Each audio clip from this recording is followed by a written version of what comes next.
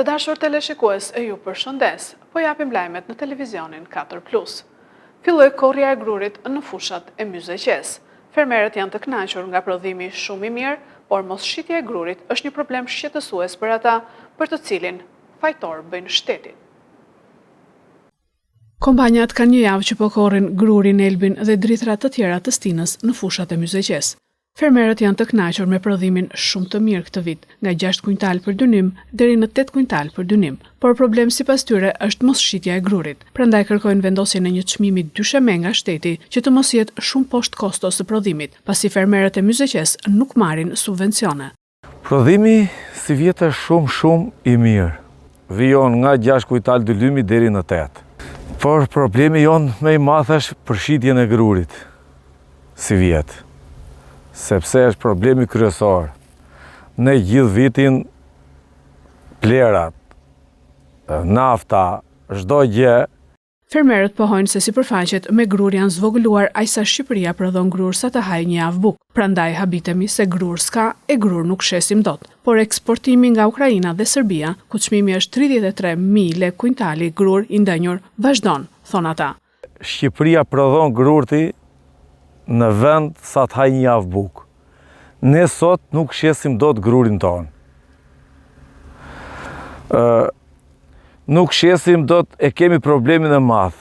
Subvencionim unë nuk kam marrë nga shteti. Këtë ja thash edhe ministrit Petrit Malaj kur erdhi, ka mbjell 20 hektar grur dhe 30 hektar misër. Dhe i thash pse nuk marr. Jo do t'i bëjmë si Evropa, do t'i bëjmë si Kosova. Urdhëro, unë kam faktike parcele, në është 14 hektar grur. Urdhëroni të shikoni, gruri është cilësor, i spërkatur, me parametra. I kam bërë analizën e miellit të gjithë ku kam qurë na për pikat, ku na për furret ku bëjnë, i ka dalë më të mirë nga gruri që vjen nga Ukraina. Tani nuk e di shteti duhet na shikoj, edhe duhet veri dormi ne. Sa shqitet një kuintal grur sot? Po ata s'po flasin fare. Ata nuk flasin. Ja unë po e korë sot, po e qoj pa çmim. Ata thonë kur dali çmimi.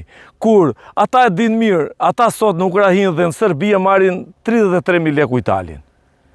Ndërkohë gruri fushave të Myzeqes është far bio i pastër, far vendi me rendiment të lartë dhe cilësi shumë të mirë për miell. Fermerët bëjnë fajtor shtetin për mos shitjen e grurit të vendit. Rregullatori jon për shitje e subvencionim është shteti. Le të vinë t'i bëjnë analizat grurit tim dhe grurit të Ukrainës. Edhe të shohin kush do dalë më mirë. Le që në Ukrainë është gruri ndenjur, marrin grur të ndenjur, ky është grur bio. Është far vendi. E prodhur nga instituti janë sa djem të mirë që punojnë në Toshkës, ku unë kam vite zere se ma kanë dhenë me zorë këtë farë grurit, se u kam korë grurin dhe ka qenë me rendiment lartë. Edhe rendimenti është i lartë, cilësia e grurit për miell është shumë e mirë. Habia ime është të mos shitja. Grur s'ka dhe grur nuk shesim dot.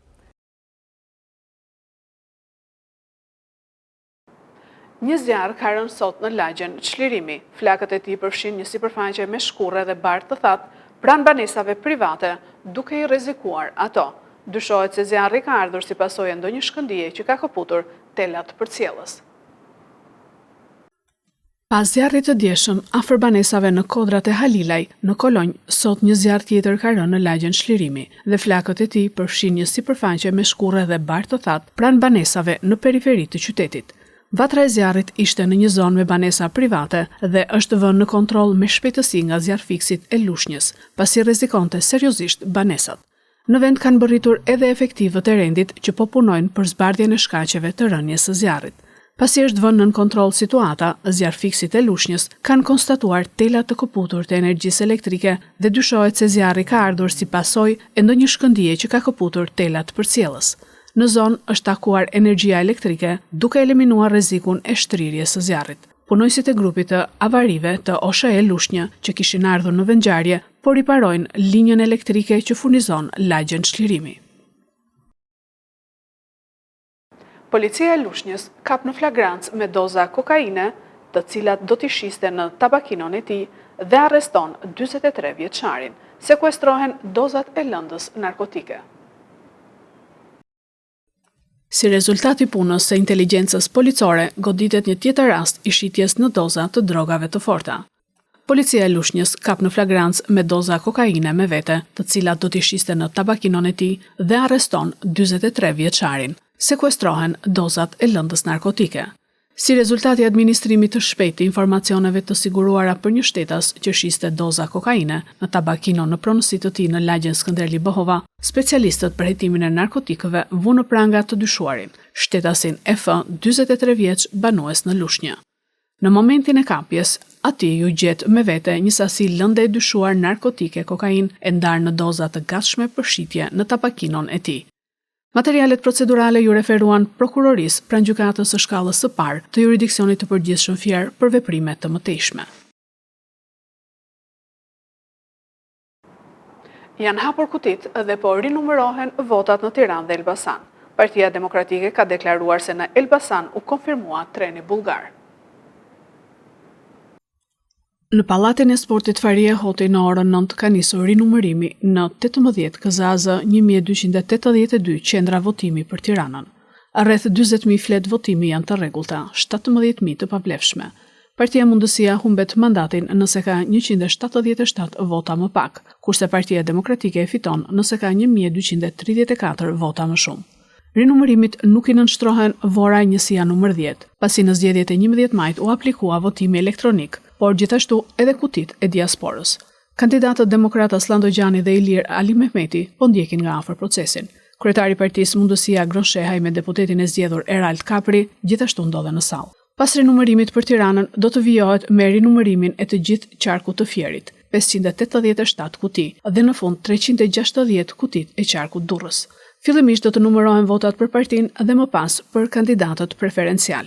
Dje në Elbasan, vëzhguesit e Partisë Demokratike kapën parregullsi gjatë numërimit të kutive që sipas tyre tregojnë ekzistencën e trenit bullgar dhe pavlefshmëritë të zgjedhjeve në qarkun e Elbasanit. Për sa kohë këtu futet një flet bosh e cila ka krijuar trenin bullgar dhe shikoni dhe rezultatin e kësaj qendre, është që kjo kuti dalë e gjithë e pavlefshme.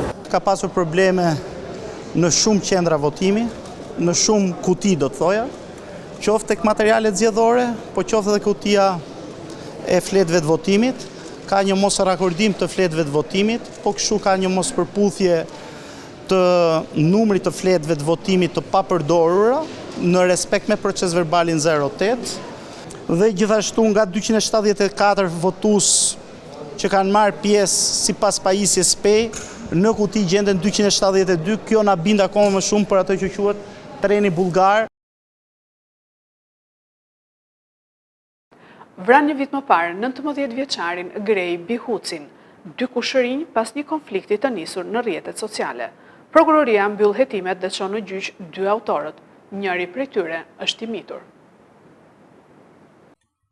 Vran një vit më parë 19 vjeçarin Grej Bihucin, 2 kushërinjt Florian Muka dhe Minoreni K. Muka, pas një konflikti të nisur në rrjetet sociale.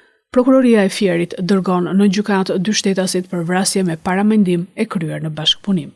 Nga hetimet rezultoi se në datën 11/3/2024, rreth orës 11:30 në lagjen Kongresi Përmetit të qytetit të Fierit, gjatë një takimi për t'u sqaruar lidhur me një konflikt të ndodhur ditë më parë dhe të publikuar në rrjetet sociale, të pandehurit Florian Muka dhe K. Muka, të cilët kanë pasur me vete armë të ftohta, në bashkëpunim me njëri tjetrin, kanë goditur viktimën Grej Bihuci, duke i shkaktuar atij vdekjen e menjëhershme.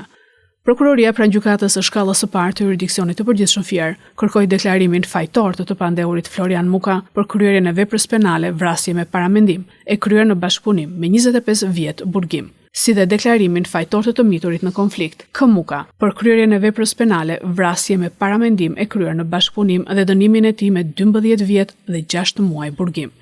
Gjithashtu i plagosur në ngjarjen e një viti më parë, mbeti edhe shoku i viktimës, Olti Seriana, 20 vjeç, i cili ndërhyri për ta shpëtuar. Viktima Grej Bihuci studionte në degën TIK dhe pasditeve punonte kamarier në një lokal pranë vendit të ngjarjes.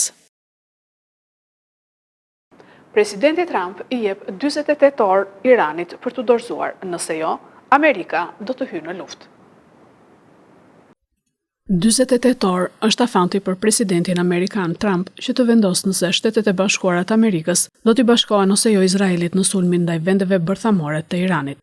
Irani ka kërcënuar Trump se do të përballet me ferrin nëse hyn në luftë, ndërkohë konflikti në lindjen e mesme vazhdon për të 6 ditë jashtë çdo kontrolli.